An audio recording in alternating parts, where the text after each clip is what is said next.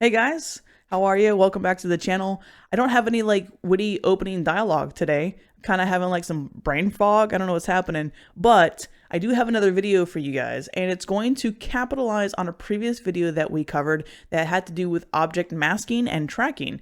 If you haven't seen that video, you can catch it here up in the cards and or down in the description below. So this particular video is going to be related to object masking, but there's no actual tracking.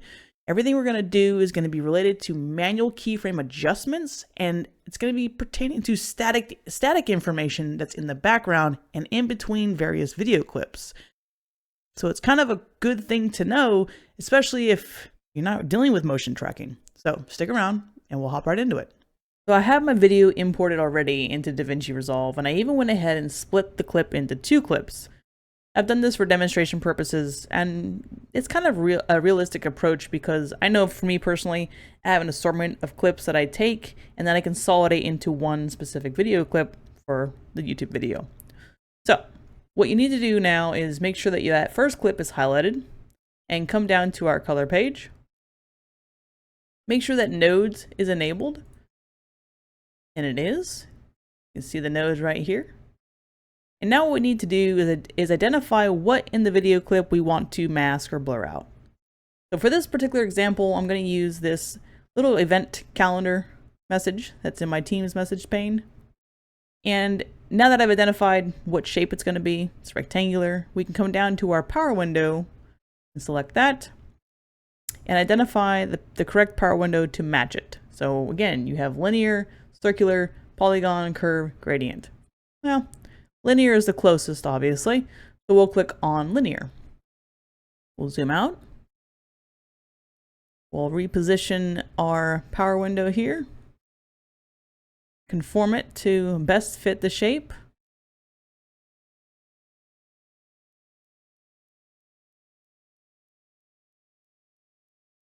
We'll bring in the feathering a little bit. And you can always play with the feathering later if you feel that the blur is too abrasive and doesn't feel like it fits properly. And now that we have the mask over the object, we need to add the blur. Come down to blur. Come over to radius and grab that little gray bar and drag it up until you can no longer see the text. Perfect. Now it's set. But now that we've done that, we need to make sure that it stays consistent through the rest of the clip, just in case, for whatever reason, the screen actually changes to something different. How do we do that? Well, I'll zoom out a little bit here. We'll come down to our timeline, and we're just going to click and drag all the way through the clip to see if anything changes.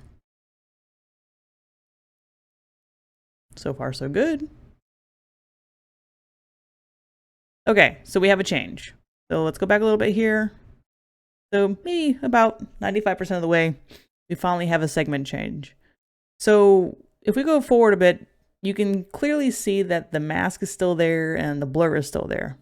And even though there's nothing there to hide, it doesn't really look so professional. So we're going to want to go back and remove that object blur at a specific point. So to do that, you have to start digging into the keyframe pane. So if you come down here to the right-hand part of the screen, you'll see the word keyframes.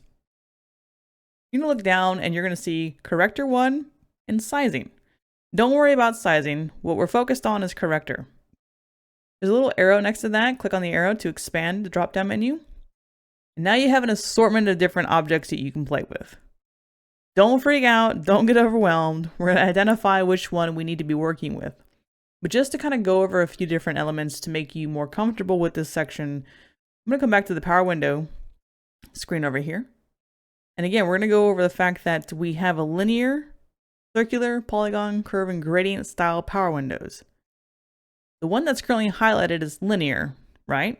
So if we come back over to our keyframes pane, you see that we have an object called linear win. I only see it one time, so it might be safe to assume that we can use that as our primary workforce. So what I'll do here now is I'll click on that keyframe. And this is going to specifically allow me to make a keyframe adjustment for that particular window.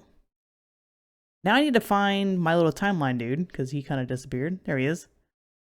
And really what I'm most curious about is finding the right point in time in this clip to tell Davinci, hey, I want this to be visible until this point, and then I want it to be gone by this point. So, come back to your timeline. And since what we need to do is go backwards a few keyframes. So if your timeline jumps around a lot, and I just made this mistake, over here back in your keyframes, pull this little scroll over to the right. I don't know why I called it a scroll, couldn't think of a word. And zoom out here a little bit, or not zoom out, excuse me. Is having a time, and I am having a time. Zoom out and be able to locate your little timeline indicator here on the keyframe pane. If you zoom in up here, it makes it a little bit easier to control how many keyframes you can jump forward or jump backwards. If you zoom all the way out, you're just going to be all over the place.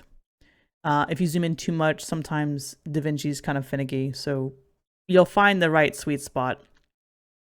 So now that we're zoomed in somewhat, we have a little more control of how many keyframes we can jump. So now we're going to come back to the main timeline here. And so this is our point of where it needs to be gone. So let's count backwards 1, 2, or 3 keyframes. There's 1, 2, 3, 4. Like I said, it gets a little finicky. So now at this point, what I'm going to do is I'm going to right click and hit add static keyframe. And what I'm looking for is to make sure that opacity is still set at 100% because I still want this window and this blur to be active. Now what we need to do is move the keyframe. It's 1 or 2, 3. This works here. Move to 3 keyframes ahead. And you can fine tune the keyframe spacing, but it's been real finicky lately. So we'll, just for an example. Once you find about 1 or 2 keyframes before it needs to be removed, come back, right click, hit add dynamic keyframe. Make sure that the blur now is still at 100%. And then move your keyframe one more time forward. Come back and right click, add dynamic keyframe. But this time, change that opacity from 100 to 0. And now you'll notice that your your blur is now gone when you get to that calendar window. But now we have one other thing we have to work on. That's going to be our second clip. If we actually drag our timeline to the second clip, there's a couple things you noticed. 1, there's no window here where our mask was at. And 2, if you look at the nodes, the thumbnail looks different. So I have to recreate those same masks because somewhere in our video, we're going to revisit that same chat window where it has that block with a calendar event. We still need to mask that out, right? So one of the easier ways to do this is this little cheat. Is if you come back to your first node, what you can do is you can copy pasta it. I said it. Copy pasta. If you don't know what copy pasta means, it means copy and paste. Now, of course, if you were to right click on your node, you'd notice that there's not really a copy option, right? But if you're familiar with Windows and the keyboard shortcuts, you can simply just make sure that node's highlighted and hit Control C. Now, drag your timeline over to the new clip, and you noticed how the thumbnail is different? Make sure that thumbnail is highlighted and hit Control V. Now the thumbnail looks identical to the first node on the first clip. But it doesn't copy everything over. It doesn't copy the keyframing. It does copy the effects that we added, but not the keyframing. So that we still have to go back and fix. But one thing I like to do is I always follow a trust but verify method. And while I do trust Davinci to be able to copy things over, I still want to verify that everything is still intact and in place before I start adding more keyframes. If you don't do this, you run the risk of having to go back and make all these tiny adjustments. Sometimes Davinci is weird like that. I don't have any other way to explain it. So just always trust but verify. So what I'll do is I'll come over here to our timeline and I'm going to just go to the point where I see that chat window come up again. And I just want to make sure that the power window itself is still over the object I intend to blur out. So So far, so good. Oh, just even clicking that. You see how now the chat window is being pushed down a little bit, which means our window is just slightly above it. And that's caused because of a notification that popped up. So now I need to make an adjustment and reapply the blur. So how do I do that? We're gonna do the same thing, except now I'm gonna show you how you can just move around that window using a dynamic keyframe. So first things first is we understand and we already know that this window does exist. So if we drag it all the way to the beginning, we know that the window is there and I can still see the blur. We definitely don't want that. So first step is to make sure that we remove the blur. Come back down to corrector. We know we're still working with a linear win and we're at the beginning of our timeline. So right click, add static keyframe. Click on your keyframe. Always make sure that you're on what you want to edit and change the opacity to 0. Now it's no longer there. Now let's go ahead and drag our timeline through the course of the clip. Okay, so we're back fairly close to where it needs to be. 1, 2, 3. Now I'm back 2 keyframes. I'm gonna go and find my wonderful timeline master. Now, here, we're gonna add another static keyframe. We're gonna keep it at the opacity level of 0 still, okay? We're gonna move our main timeline over one more. Now we're gonna add a dynamic keyframe. So right click, add dynamic keyframe. Opacity can still stay at 0, because we don't need to see it yet. Move that timeline over, boom. Now we need it to be visible. So come back down, right click, add dynamic keyframe, click on your keyframe, and change that opacity from 0 to 100. Now it's visible. But now we know that this window is going to move. So we need to go to the next segment. Move your timeline. Now, just double check the timeline spacing here. Okay. This particular timeline, we need to add another dynamic keyframe.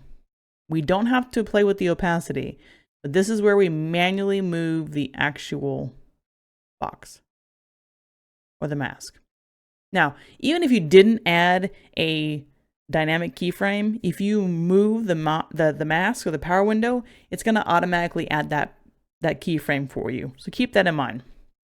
Now, if we go back, we'll see that this should stay in place, as it should. So with all that being said, if you close your eyes when you have a ring light staring at you, all you're going to see is a bunch of rings just floating around in your eyeballs. It's so crazy, man. I need better lighting and I need a better studio environment, but that's besides the point. If y'all enjoyed the video today and found it useful and it taught you something new, make sure to leave a like and subscribe to the channel for more content. And again, as always, I'll see y'all next time.